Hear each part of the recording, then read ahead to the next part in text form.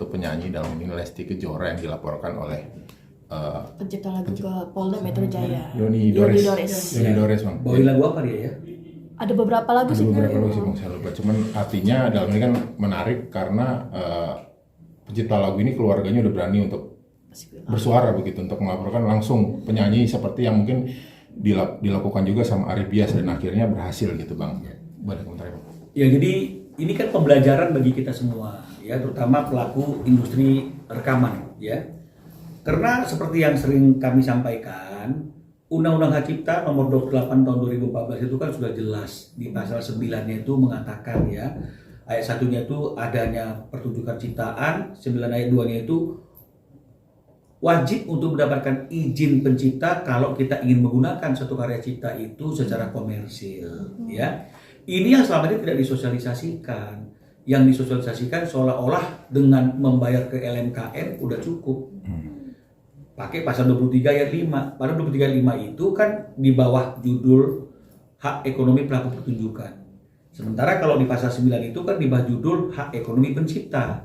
Nah, jadi semua merasa keberatan untuk meminta izin. Padahal memang undang-undang mewajibkan hal seperti itu. Itu kami lakukan ketika mengajukan gugatan Ari Bias ke Agnes Mo. Nah, sekarang kalau misalnya kemudian ada pencipta lain yang kemudian sadar akan hak eksklusifnya atas karya ciptanya seperti Yeni Dores itu, dan dia melihat bahwa ada penyanyi yang membawakan lagunya secara komersil dan tanpa izin, saya rasa dia berhak dong untuk melakukan upaya hukum dan melaporkan penyanyi tersebut, ya, baik secara pidana karena memang di 113 itu kan juga ada sanksi pidananya, dan juga tentu ya secara keperdataan juga boleh kan begitu ya, karena di situ juga ada kerugian hak ekonominya. Jadi saya kira semakin banyak orang yang sadar bahwa tidak seharusnya penyanyi itu mengeksploitasi satu karya cipta itu dengan cara-cara yang semena-mena seperti hari ini ya. Jadi memang kalau memang dibawakan secara komersil itu harusnya memang ada yang namanya proses meminta izin untuk menggunakan lagu tersebut ya. Jadi ini tidak hanya bicara mengenai masalah hak ekonomi royalti, tapi ini bicara juga mengenai masalah etika yang diwajibkan oleh undang-undang meminta izin dulu. Nah, baru kita bicara mengenai masalah hak ekonominya. Jadi saya kira itu satu kemajuan ya, kalau kemudian misalnya sekarang pencipta sadar akan haknya itu dan berani untuk melakukan perbuatan-perbuatan melakukan upaya hukum jika hak eksklusifnya atas karya ciptanya digunakan dengan cara yang tidak sepantasnya. Artinya selama ini kan penyanyi itu merasa aman karena menganggap kewajiban untuk membayar kan ada di yang mengundang gitu bang, karena mereka menganggap ini urusan mereka sama LMKN gitu, sementara sistem itu kan belum berjalan dengan semestinya gitu. Artinya muncul kekecewaan karena ya gue belum dapat nih, penciptanya begitu. Jadi kan ini kan kalau masalah belum mendapatkan royalti kan ini bicara mengenai masalah ekonomi. Tapi kan undang-undang mengatakan izin dulu. Nah, sekarang kan semua orang berpikir bahwa orang yang berkewajiban untuk meminta izin itu kan adalah pengundang. Loh, sekarang kalau saya mau panggil penyanyi, emang saya tahu dia mau nyanyi lagu apa? Emang saya tahu dia pencipta lagunya yang dinyanyikan mereka itu siapa? Yang paling tahu dan paling kenal lagu itu siapa yang ciptakan, ya tentu adalah penyanyi itu sendiri. Jadi makanya undang-undang itu saya katakan berulang-ulang, sebenarnya yang dibebani untuk meminta izin itu adalah penyanyi. Ya, yang dibebani untuk membayarkan royaltinya itu adalah penyanyi sebagai pengguna. Ya, karena kenapa saya bilang penyanyi itu adalah pengguna? Karena di dalam Undang-Undang Hak Cipta juga diatur tentang hak ekonomi pelaku pertunjukan sama hak moral pelaku pertunjukan. Nah, artinya pelaku pertunjukan itu adalah penyanyi. Karena kan nggak mungkin IO pelaku pertunjukan. Emangnya ada hak ekonomi IO?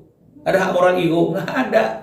Jadi pelaku pertunjukan itu ketika dia menggunakan karya cipta itu memang seyogianya pelaku pertunjukan itu meminta izin terlebih dahulu ya kepada penciptanya. Ketika tidak, maka akan ada konsekuensi sebagaimana yang diatur dalam pasal 113 tadi itu.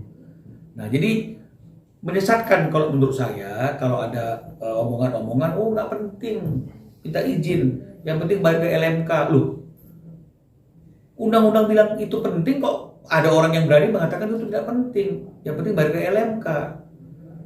Apalagi kalau misalnya kemudian yang ngomong itu adalah LMK, sangat disayangkan. Karena LMK itu sendiri kan tugasnya cuma 3 menurut undang-undang, ya kan? Nah, menghimpun, kemudian mengelola dan mendistribusikan. Dia nggak berhak untuk bicara apapun tentang kekayaan itu. Yang berbicara tentang kekayaan itu hanya penciptanya, si pemilik kekayaan.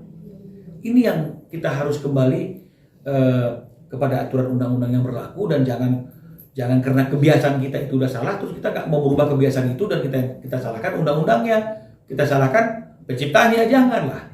Ya. Jadi kalau misalnya kemudian penyanyi itu sadar akan hal itu, gampang kok sebenarnya. Dia tinggal mendelegasikan kewajibannya itu kepada penyelenggara. Kamu minta izin ya, bantu saya minta izin. Kamu bayarkan juga ya.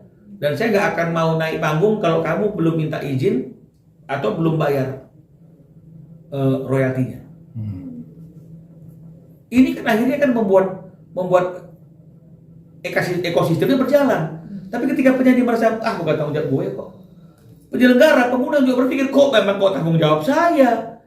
Akhirnya semua orang merasa tidak bertanggung jawab, lempar-lemparan. Nah ini yang menjadi situasi yang seperti hari ini. Jadi saya kira ayolah, artinya kita juga mulai sadar bahwa memang harusnya seperti itu. Jadi kalau misalnya pun ada pencipta yang mungkin dia merasa berkecukupan, ciptakan lagu cuma sekedar hobi, ya nggak apa-apa, tapi janganlah pendapat pribadi itu disampaikan yang membuat orang akhirnya berpikir sebenarnya nggak perlu diminta izin.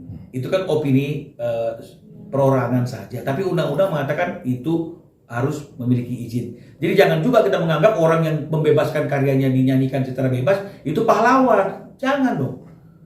Justru dia nggak pahlawan karena dia menjolimi rekan-rekan pencipta yang lain yang memang mau taat kepada undang-undang. Untuk menggunakan karya ciptanya harus meminta izin terlebih dahulu seperti yang diamanahkan oleh undang-undang. Pasalnya cukup berat juga ya Bang ya terkait hak cipta ini. Maksudnya tuntutannya. Ya kan kalau misalnya 113 itu kan tergantung pelanggarannya. Ya berapa tahun penjaranya segala itu tergantung jenis pelanggarannya. Dendanya kan juga tergantung jenis pelanggarannya. Saya kira seperti itu. Siap, terima kasih Bang.